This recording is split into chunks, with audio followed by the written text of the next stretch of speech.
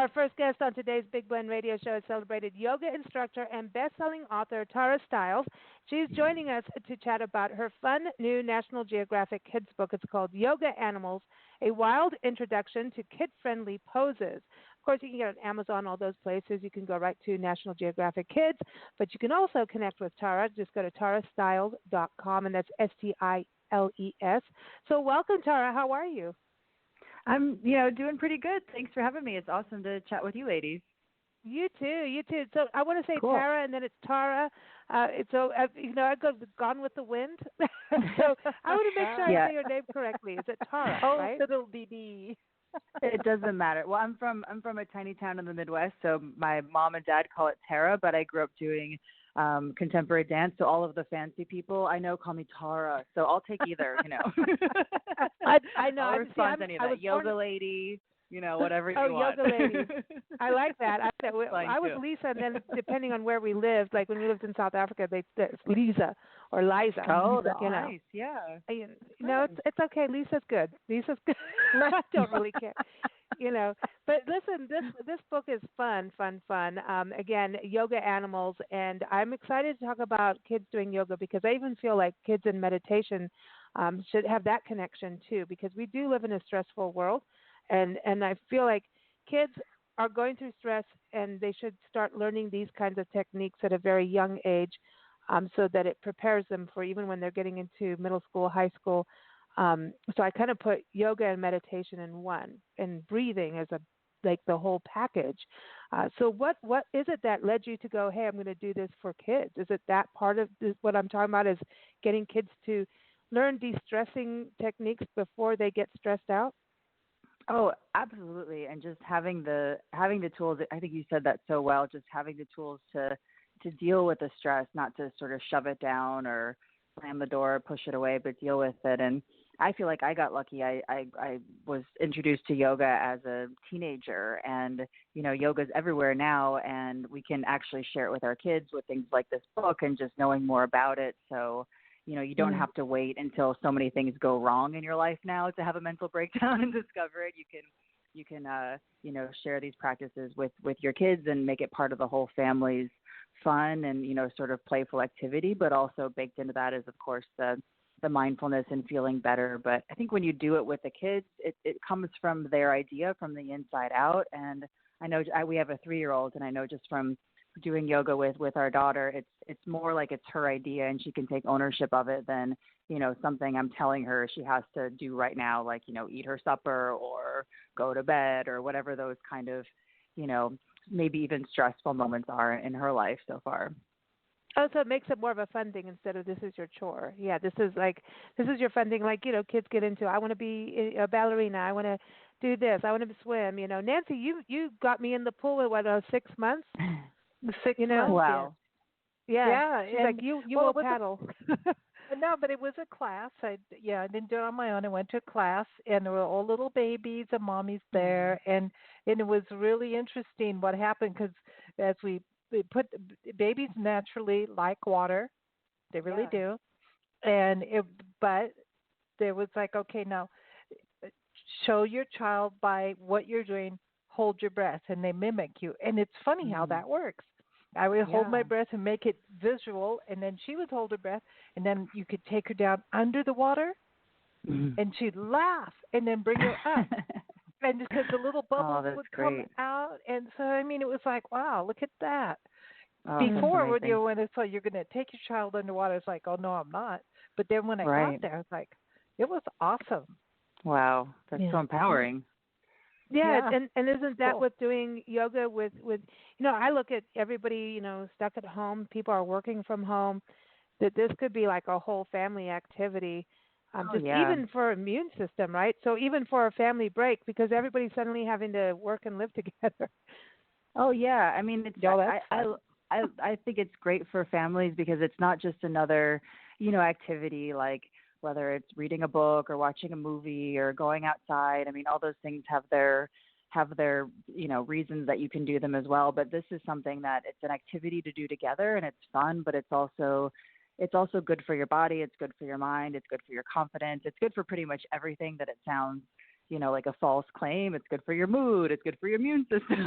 It's good for your, your creativity and everything and how you feel about yourself and, sort of checks off all the boxes, but it doesn't feel like you're, taking a vitamin or sort of doing something from the outside in. It's sort of this, okay, I'm doing something that's fun. And especially seeing the animals, it's so inspiring to reach like a giraffe or bend like a gorilla. And, you can get that inspiration from, animals I'm sure they have their stresses as well, but they're not using extra energy all the time that they don't need to purely stress themselves out. They're, stressed from finding food and finding the right shelter. But if they're not stressed for those reasons, they're resting and they're relaxing and they're playing and they're enjoying their lives. So it's really beautiful to see the kids see the animal simply doing their thing and enjoying their lives and kind of taking that cue from the animal and maybe from the mom or the dad or the caregiver or big brother or big sister and say, okay, I can have fun too, and I can feel confident and empowered, and this can really be some time for me, and it doesn't feel like you're being taught another lesson or being told to quiet down from the outside or told to be quiet or I think yoga can be taught two ways. One is you have to do it this way, and another way is try it out and see how it feels for you. And I think this, when you see the animals do it, it's more of that organic approach of, oh, wow, I have the idea now to do it just like them, and now I feel good about myself. I love this because, there's this, I always felt like you had to, even going to yoga class, you need to be a skinny mini and you have to look like, you know what I mean? There's this image thing. Yeah, 100%. You know what I mean? Yeah. And then it's like, then I remember hearing that, if you go to yoga, everyone bends over and then you smell things. I'm just saying, there's Terrible. that whole thing. There's so many fears. You get so stressed out from going to yoga, I mean, that's the reason I started sharing it. I mean, I never thought when I was a little kid that I would become a yoga teacher. I mean, I grew up doing dance and I got introduced to yoga in our dance conservatory, and my first thought was, wow, oh my gosh, this is amazing. This is something that makes me feel good, and it's not competitive, and I'm not getting judged. I guess I had a really good teacher.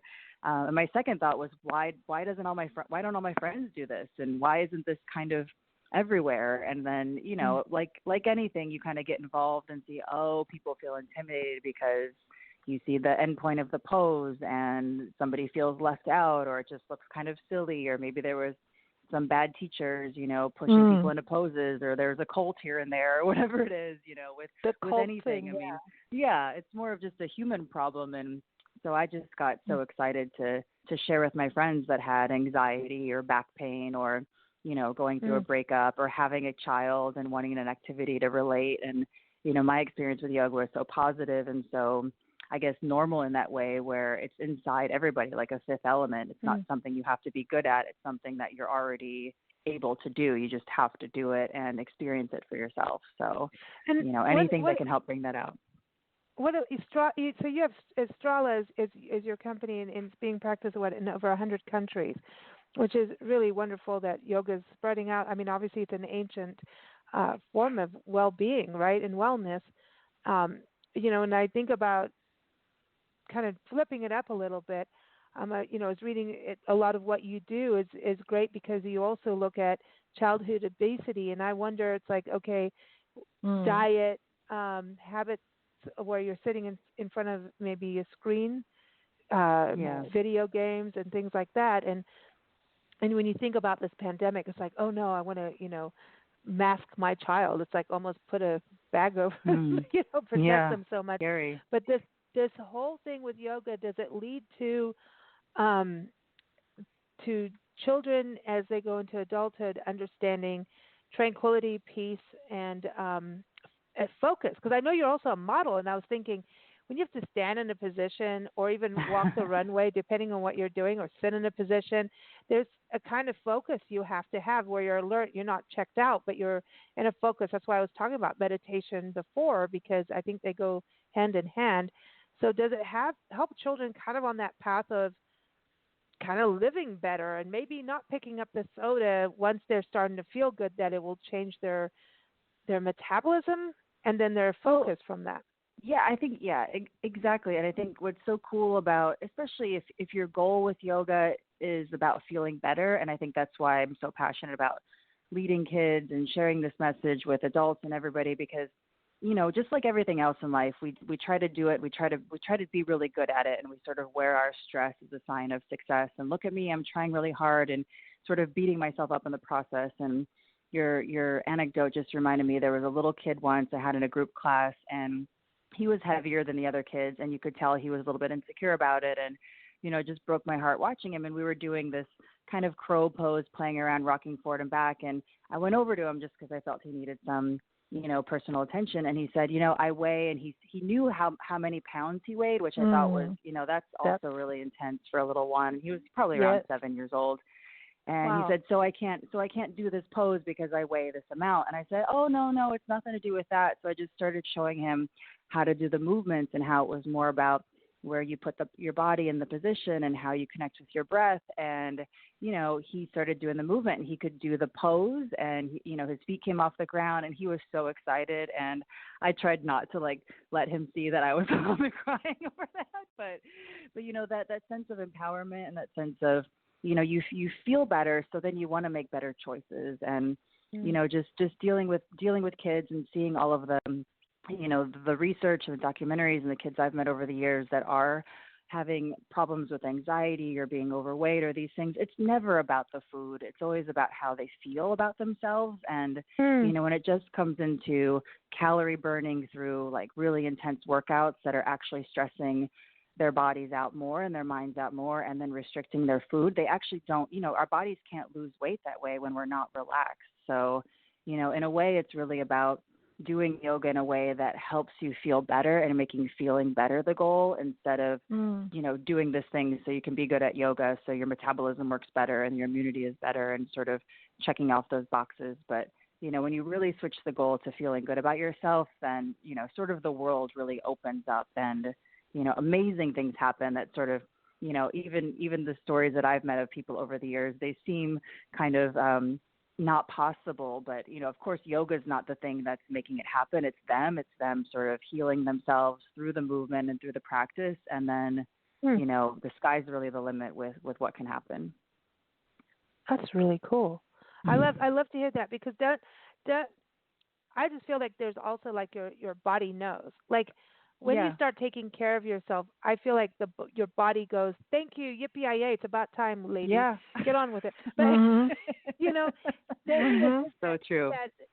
Well, yeah, even if you end up at the dentist or a doctor for some issue, right? And all of a sudden it's like, oh, yeah, I haven't been doing this like I should or whatever, and you start doing it. It's like you immediately start to feel better, because it's like you were saying, taking ownership. You're taking ownership of your well-being, and I think young kids do understand that. It's about what you teach them first, Yeah, and kids, I just know from having a 3-year-old, she knows what she wants to do and what she doesn't want to do, and she knows when she's stressed and when she's not stressed. She may not be articulating it, but, if you pay attention, you can kind of pick up on these things. So, we just get better at hiding it as we get older. And like you said, as soon as you start paying attention to how you feel, it's like watering a plant. The water goes right to all the places in the roots that it needs to go. It doesn't say, I don't know if I need water today, or, maybe tomorrow I don't want to take water from the next person, any of those weird things that we kind of get mixed up in our heads about self-care. And I think I grew up in a generation of, you take care of yourself last and take care of everybody else first. But of course, the math on that doesn't really work out. So. No, it doesn't make any sense at all. Yeah. So it's sort of just getting back to having yoga as a practice of taking care of yourself, and of really kind of valuing that. And, maybe we can share that with our kids, not by lecturing them, but by, doing it also, and getting on the floor with them and having fun, and making it be about, oh, mom and dad and, big brother and cousin or whoever are taking care of themselves too. So it's important for me. It's not just, somebody telling me something, but their behavior doesn't match what they're talking about, So animals, what led you to go, let's use animals in this book? Oh my gosh. Fun. Well, it's fun. Yeah. And, National Geographic is, has so many beautiful imagery of animals, and it's such a great way to show it through the photos, and, just in their natural environment doing things. And, of course, animals aren't aren't thinking, oh, I'm doing this yoga position and I need to move my neck a little bit over this way. They're doing it sort of naturally and organically for them. And I think it's such a clear message that the little one can see the picture and go, oh, I can do that too, because it doesn't say on the page that animal is taking really good care of themselves and doing exactly what they need to do for their body and their family and their life. They're just simply doing it, and they don't need, the pile of self-help books that we might have needed over the years. And there's a lot to learn just from that sort of easy information and taking that visual in, and just, seeing our little one, Daisy, there's a gorilla one where the gorilla's pounding its chest in one picture and then bending over in the other picture. And, she pounds her chest, and I don't tell her, okay, now is the time to pound your chest. She just looks at the picture and stands up nice and proud and pounds her chest. And, that's just really cool to see.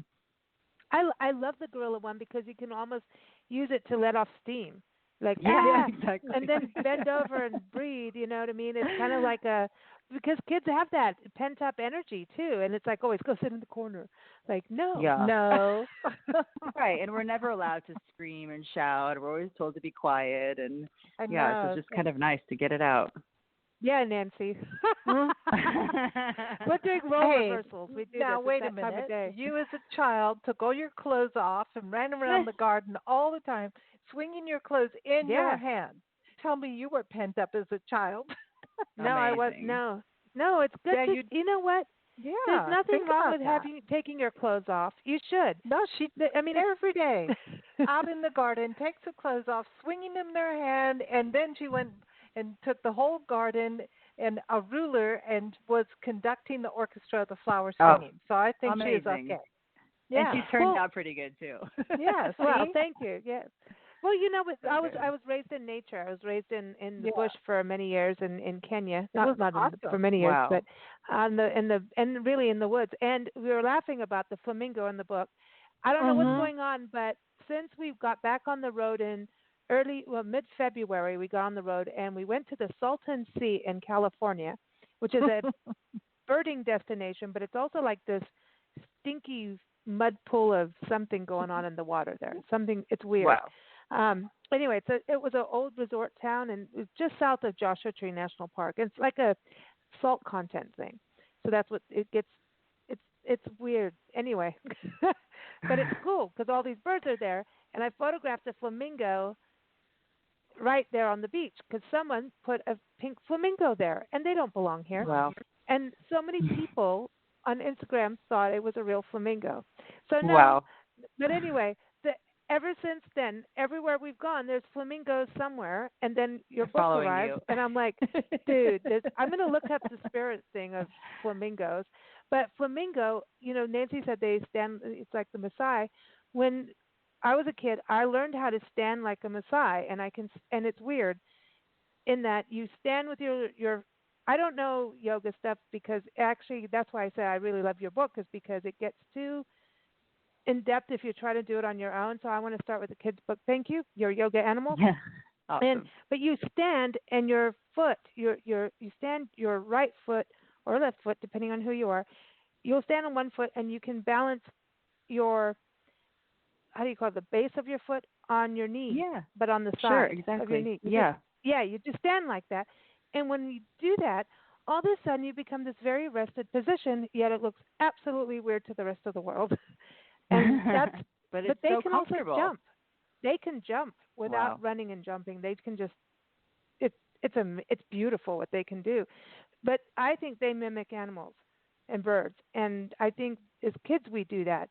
And I think what's great about your book is you're also teaching kids to get into what nature and what animals do, and to have this other thing other than let's shoot things up on the screen. You know what I mean? They're getting this appreciation of wildlife, and I think that's very cool to do that.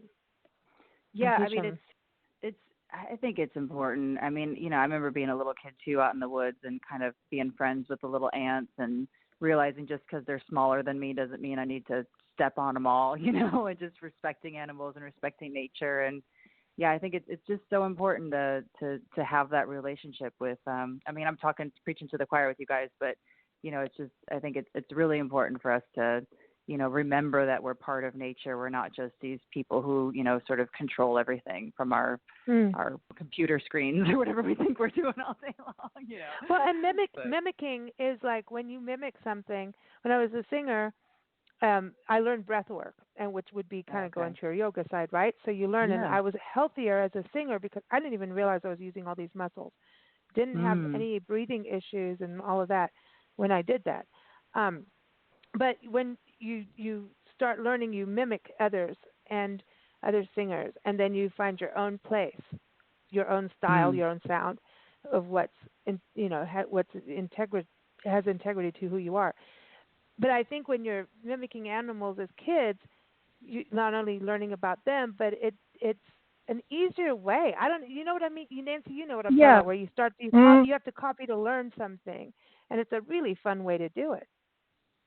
Yeah, it's really cool. I mean, just seeing our little one go through the books and just kids that I've seen just in classes over the years that, you show them something and they run away with it. They do it in their own way anyway. And especially once they learn a little bit of vocabulary, just like learning anything, like learning the alphabet, then they have their moves, and then they get really confident about, I'm going to do this one and then this one. And they, their own routine because they feel like they can. They've learned the technique, they learn the alphabet, and then, then they're finding their own voice, probably just like how you so nicely described, learning how to sing and then making it your own. So I think that's such a cool process also, just to get comfortable with and really learning that confidence of, being inspired by nature, but then also realizing you have a lot of power in you to really do things in your life. And I think that sort of confidence, a lot of people just have it, whatever happens to you in life. And a lot of people, it gets squashed somewhere along the way. And that's just,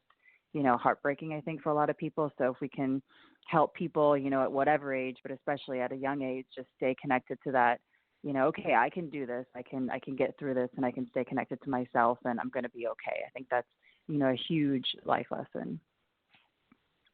Is yoga connected to meditation?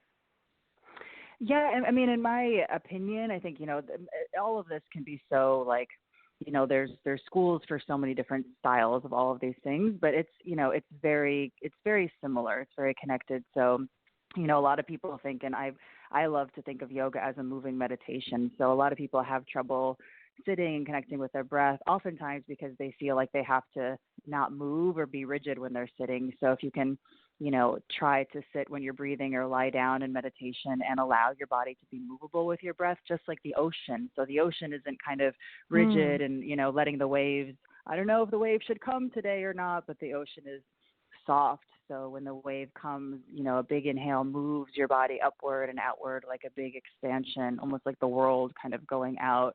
And as you exhale, you soften and release in. And when you can really, find that through whatever position you're in, whether it's, standing and cooking in the kitchen or walking and standing in line or sitting in a sort of more described meditation or doing yoga, then, I think there's really a lot of room for it to blend into what life can be. It doesn't need to be just, 10 minutes that you do, in a dark room, or shut the bathroom door to get your quiet time. It can really, be part of who you are and not so crazy. Exactly. Yeah, shut that door. No, but it is interesting because I think meditation is also very difficult to get into that, everything's going crazy in your head, whereas yoga, because you're a participant and versus sitting there, I think that's the difference. Yeah.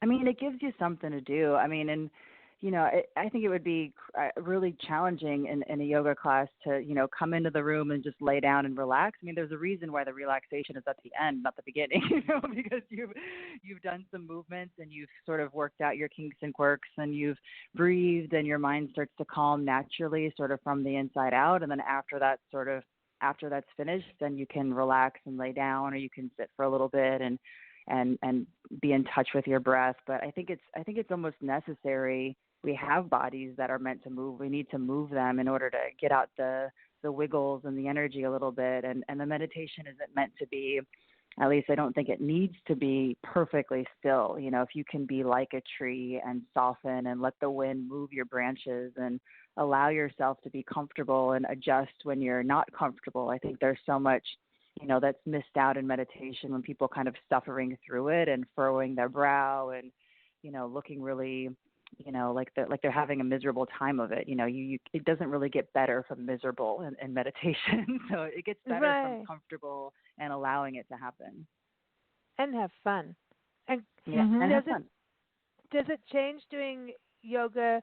Like if you go out to the beach and do yoga, you always see, you look at like stock photos and magazine photos. There's yoga on the beach. There's yoga like over the Grand Canyon. Does it make a difference? Oh yeah. I mean, I think it's beautiful any chance you can get anywhere. I mean, there's so many, just to be able to see the nature around is gorgeous and nice, and to have an experience of doing that on your own is really, really cool and also special. I mean, we're all sort of indoors at some point in the day, so that just makes, I think, almost more logistical sense. But I've been doing these live classes with people online, and a lot of times people send me photos of themselves and they're out on their deck or they're in their backyard or wherever they are. They've chosen the place that feels best for them. But yeah, I think any chance you can get to go outside and to do something and feel the ground or the sand underneath your feet and breathe.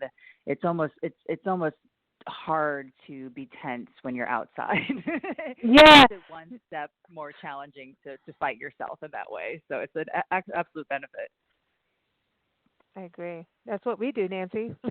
Sit outside as much as we can. You have to have outside time.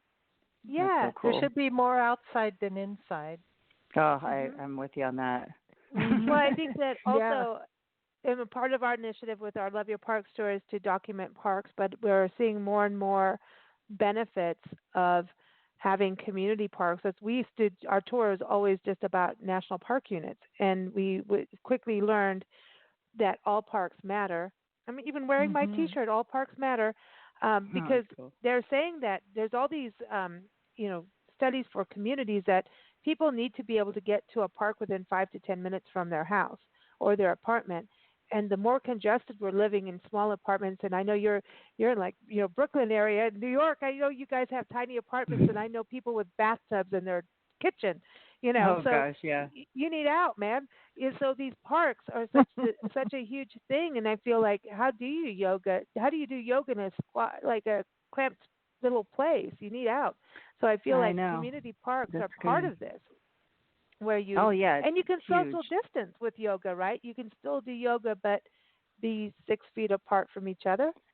Oh yeah, I mean, a lot of people in our community, and just because of social media, everybody shares their images, but are starting to get back to their group classes, and a lot of people have chosen to take their group that is usually in the studio outside for the moment because everybody's just in their community feeling better about being in the fresh air, and it's been beautiful to see. I mean, everybody's 6 feet apart or more or whatever, and enjoying the nature. And I think it's really, in a way revitalized or given a lot of people new ideas that you can go outside and do yoga. I mean, that's how I started in New York. I made this sign and I said free yoga over here in Central Park, and people just showed up, and we had a good time, and it was, a great way to meet people that wanted to feel better and to make friends. And yeah, any chance you can get to go outside it's just wonderful. And we're outside every day. We ride on our bikes and go to the park and wherever we can that has open space. It's so important. I love what you've done, and I know Dr. Jackie Ubani is our heart doctor, our heart health expert, and she talks about women and heart disease, and it's the biggest killer of women. And if we change our lifestyle, in regards to doing yoga, walking, meditation, healthy diet, we can reverse the effects by 80% and have a healthy heart. But we don't even know a lot of times when we're having a heart attack. We're not like Fred Sanford falling over going, Elizabeth, I'm coming, And so we have this thing as women. And so I think I also see like this being a really cool mom and daughter, mom and, son thing. I'm not leaving men out at all, but I feel like moms are so stressed out, and women multitask, and we put ourselves through the ringer, And I feel like this is one of those things that mom and their kids can do to kind of find that moment of zen and can help their heart health, the Oh mom and the yeah, kid.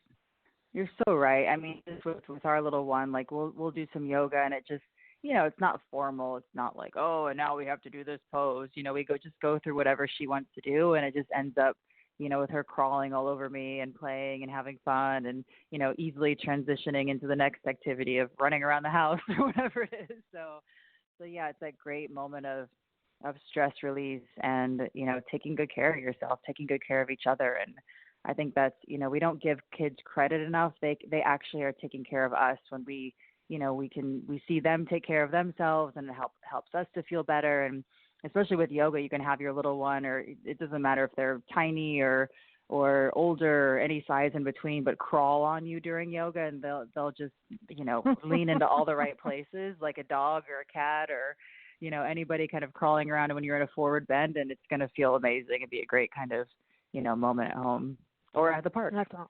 awesome. Now, okay, last question. We got to run. we got wine time thing here. Guys are busy. Yeah. Up. I know we're allowed to have busy. wine if we do yoga, right? We're allowed to have wine. wine. 100%. Oh, thank you. But apparently, Dr. Jacka says only 4 ounces a day. But she said because of the they're finding more and more that wine is better for us. So now we're up to 5 ounces. But I'm not telling her how much we had today. I'm not telling her. Not telling her. But you're going to do like your favorite animal pose. What's your favorite animal to pose? Well, I have to say, I think from looking at the beautiful animals in this book, I have to say I think the flamingo is my favorite. The flamingo. I want to tuck like a bunny. I'm going to do the bunny. Yeah, the bunny is really fun, really, really fun. But yeah, I mean, I guess I'm kind of like you. I just stand in that position anyway. For some reason, it's always been comfortable for me. There's just pictures of me as a kid, kind of standing like that, and who doesn't love a hot pink flamingo? It just looks like from a different planet. It's so beautiful. Nancy, what are you gonna do? I gotta go cat. Nice. Oh, I know. Listen. Cats they do the best cat yoga. I mean, all our cats did. The one in your book, reminds me of our one cat. I have to say this, and I shouldn't, but I'm going to. Reminds us of Spray Bob, and his name is that. Yeah. But go look at the photo, and you'll know what I mean. Amazing. But no, cats do all kinds of cool. They go in the sun and stretch. Athena used to. Yeah, Athena used to stretch her whole body and arch it. And we used to call her Athena, the goddess who knows everything about everything. I used to lie down with her and copy her. Yeah. I got to go cat with that one. I used to copy her, and she'd look at me like, you're just doing this wrong. You don't know what you're doing. You have no clue. You're just telling you to relax. Yeah, she'd just look at me like, you're just a mere human. You have no clue. Yeah. And but she would just... I would try to copy her. I'm like, okay, I'm going to do this. And she just really gave me that look like, and so it was fun. So that's why when I saw your book, I'm like, this is so cool.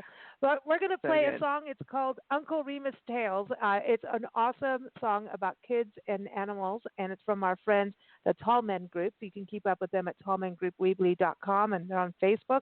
But we're going to also say, go to Tara's website, Tara-Stiles.com, and also go get the book, National Geographic Kids Yoga Animals, A Wild Introduction to Kid-Friendly Poses. Get on Amazon, all those places.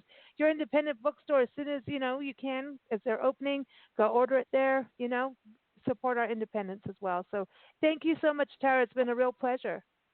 Oh, thank you so much. You gals are amazing. So you are too. Fun. Take hope care. to see you out there on the trail. Yeah, cool. I know. When we get up your way, we're going to no sleep because it's Brooklyn. No, I know. We actually just pitched a tent on our front porch, so you can stay inside. We have a bedroom for you, but we can also hang out in the tent too. Okay, you can just stand on your deck like flamingos.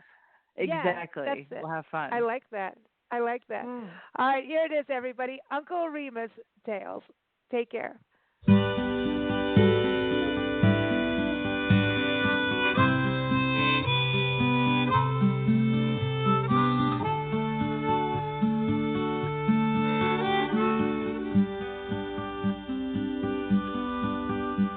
He come home from work I was already in bed.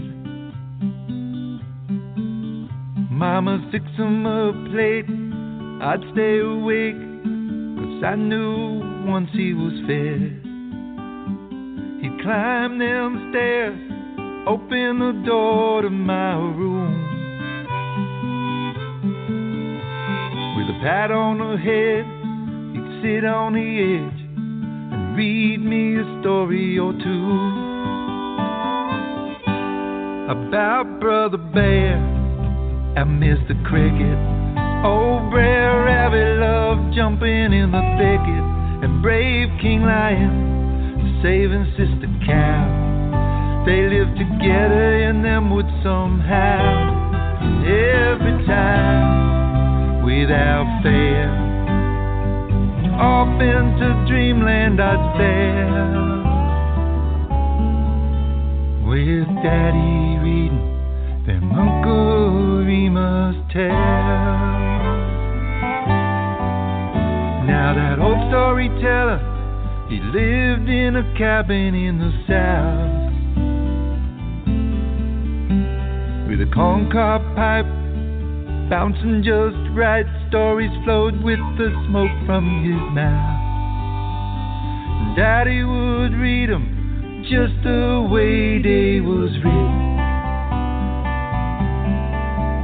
Them creatures came alive at my bedside, sometimes scared me a bit. Like when Sister Fox met Swamp Gator, that gizzard eater nearly ate her. Don't be frightened now, Brother Frog, you'll be safe in that old hollow log. And every time, without fail, off into dreamland I'd sail, with Daddy reading them Uncle Remus tales.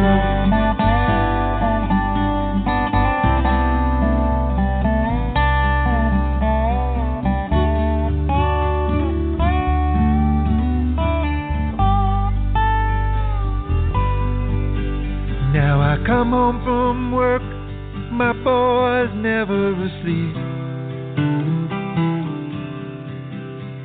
I fix me a plate, climb them stairs, into his room I will peek. Him and his friends are playing them video games. I shake my head, shut the door, think to myself, what a shame for poor Brother Bear and Mr. Cricket. Nobody cares, Brer Rabbit's in the thicket, or brave King Lion saving Sister Cow. Wish my daddy would read me one now, like when Sister Fox met Swamp Gator.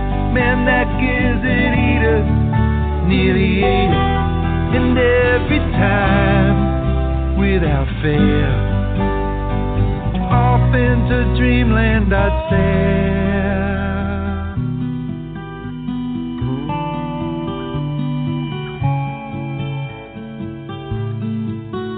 with my daddy reading them Uncle Remus tales. Some nights we'd both fall asleep to them Uncle Remus